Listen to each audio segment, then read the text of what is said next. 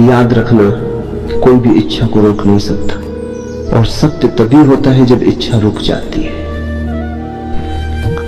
अब दुविधा ये है, किया क्या जाए। इच्छा है, और बुद्ध कहते हैं कि इच्छा को रोकना है, और वे इसी सांस में कहते हैं कि इच्छा को रोका नहीं जा सकता। तो फिर क्या किया जाए? तुम मनुष्य को दुविधा में डाल देते हो।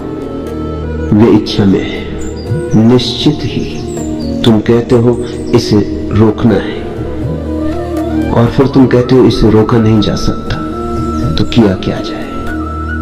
इच्छा को समझना है। तुम उसे समझ सकते हो, बस देख सकते हो कि वो क्या है, और तुम उसकी निरर्थकता देखोगे, उसकी असत्यता देखोगे। तुम देखोगे कि वह अस्तित्वहीन है, और इच्छा गिर जाती है, और उसके साथ तुम्हारे भीतर भी कुछ गिर जाता है।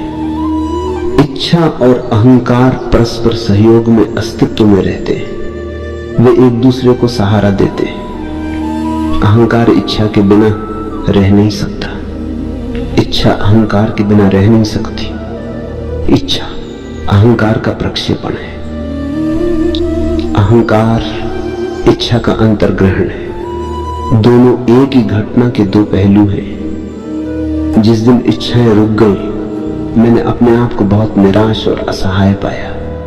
कोई आशा नहीं, क्योंकि कोई भविष्य नहीं। आशा करने जैसा कुछ भी नहीं, क्योंकि सारी आशाएं निरर्थक सिद्ध हो चुकी थी। वे कहीं नहीं ले जाती। तुम परिक्रमा करते रहते हो, आशा तुम्हारे आगे आगे झूलती है। वह नए मृग तृष्णाएं रचती रहती है।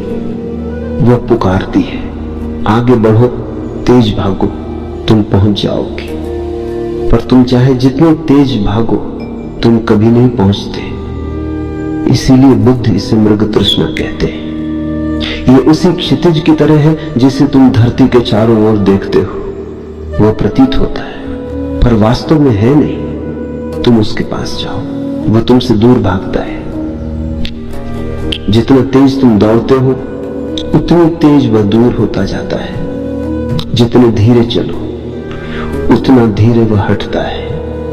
लेकिन एक बात निश्चित है, तुम और क्षितिज के बीच दूरी हमेशा समान रहती है। तुम 1 इंच भी उस दूरी को कम नहीं कर सकते। तुम अपनी आशा तक पहुंच नहीं सकते। आशा ही क्षितिज है। तुम कोशिश करते हो कि खुद को उस क्षितिज से, उस आशा से, किसी प्रक्षेपित इच्छा से जोड़ लो। इच्छा एक पुल है, पर सपनों का पुल, क्योंकि जो अस्तित्वहीन है उसके लिए पुल नहीं बनाया जा सकता, सिर्फ कल्पना ही की जा सकती है। तुम उस अस्तित्वहीन से जुड़ नहीं सकते।